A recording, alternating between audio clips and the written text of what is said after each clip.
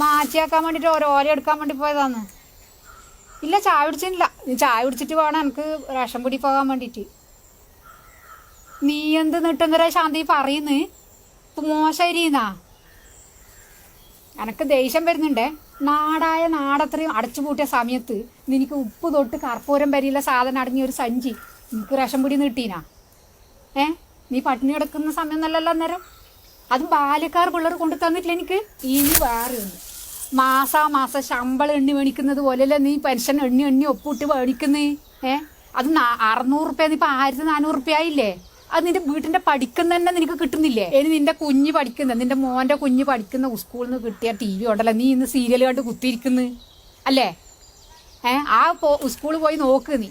എന്നാന്ന് വോട്ട് ചെയ്യാൻ വേണ്ടി പോകുന്നില്ലേ? അന്നേരം കാണാൻ എനിക്ക് അതിന്റെ സ്കൂളിന്റെ ഇത്. അനക്കല്ല ഇപ്പം പഠിക്കാൻ കിട്ടിയത്. ഞാൻ പോവാഞ്ഞു സ്കൂളിൽ.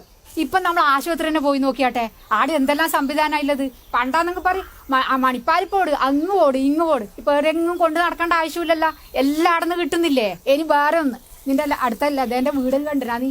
അത് ആരുണ്ടാക്കി കൊടുത്തതാന്ന്? സർക്കാർ ഉണ്ടാക്കി കൊടുത്തതല്ലേ? പിള്ളമാർ പറയുന്ന പോലെ നല്ല അടിപൊളി വീടല്ലേ ഇത്? ഇതിട്ടെല്ലാം കണ്ടിട്ട് നിന്റെ കണ്ണു മുമ്പ് കണ്ടിട്ട് നീ എന്തിനാ ഇങ്ങനെ നിട്ടന്തരം പറയുന്നത്? ഇനി ഈ മാറ്റെല്ലാം വരുത്തി വെച്ചത് ഏത് സർക്കാരാന്ന് പറ? നിന്റെ മുണ്ടാട്ടം മുട്ടിപ്പോയാ? അതന്നെ, ഇടതുപക്ഷ സർക്കാർ. ഇനി നീയും നിന്റെ വീട്ടുകാരും കുത്തിയിരുന്ന് ചിന്തിച്ചു നോക്ക്, ഇത്തവണത്തെ തെരഞ്ഞെടുപ്പിൽ ആർക്ക് വോട്ട് കൊടുക്കണമെന്ന്. ജില്ലാ പഞ്ചായത്തിൽ അഴീക്കോട് ഡിവിഷനിൽ നമ്മളെ സാറിലെ മത്സരിക്കുന്നത്, അറിയില്ലേ? നമ്മൾ വക്കീല്.